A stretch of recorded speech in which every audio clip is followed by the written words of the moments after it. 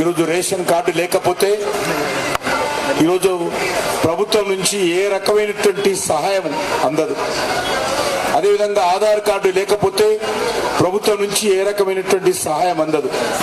కాబట్టి ప్రతి ఒక్కరు కూడా రేషన్ కార్డు పొందడంలో కానీ, ఆధార్ కార్డు అందించే కార్యక్రమంలో కానీ, చిన్న చిన్న వ్యాపారాలు చేసుకోవడానికి బ్యాంకుల నుంచి రుణాలు ఇవ్వడంలో కానీ, లేక ఈరోజు అనేక రకాల గ్రామీణ ప్రాంతాలైతే రైతులకు సంబంధించి, పొదుపు సంఘాలకు సంబంధించి, చేతి వృత్తులకు సంబంధించి, విశ్వకర్మ యోజనకు సంబంధించి మరి అనేక పథకాలు గ్రామీణ ప్రాంతాల్లో కూడా నరేంద్ర మోడీ గారు అమలు చేస్తా ఉన్నారు.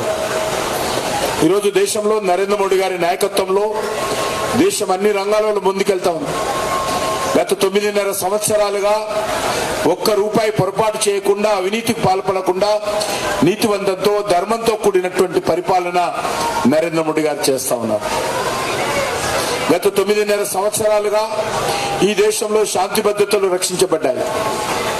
ఎక్కడ కూడా మతకాలాలు లేకుండా, కర్ఫ్యూ లేకుండా, ఆర్డీఎక్స్ లేకుండా, బాంబు పేలులు లేకుండా, AK-47 లేకుండా దేశంలో అన్ని మతాల ప్రజలు ప్రేమపూర్వకంగా ఈరోజు జీవనం కొనసాగిస్తున్నటువంటి విషయం మనం చూస్తా ఉన్నాం. ఈరోజు మన హైదరాబాద్ నుంచి నాగ్పూర్ రోడ్డు వెళ్ళాలన్నా,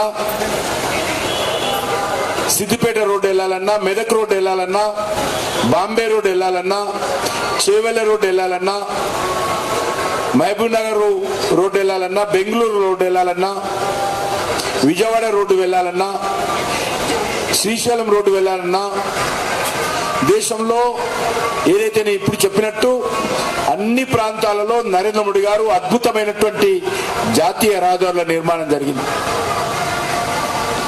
జాతీయ రహదారుల మీద పెద్ద ఎత్తున ప్రమాదాలు జరిగేది.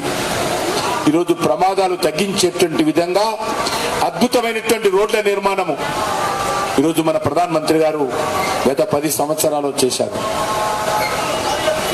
ఒక తెలంగాణలోనే సుమారు 1,50,000 కోట్ల రూపాయలు ఒక జాతీయ రహదారుల మీద ఖర్చు పెట్టడం జరిగింది.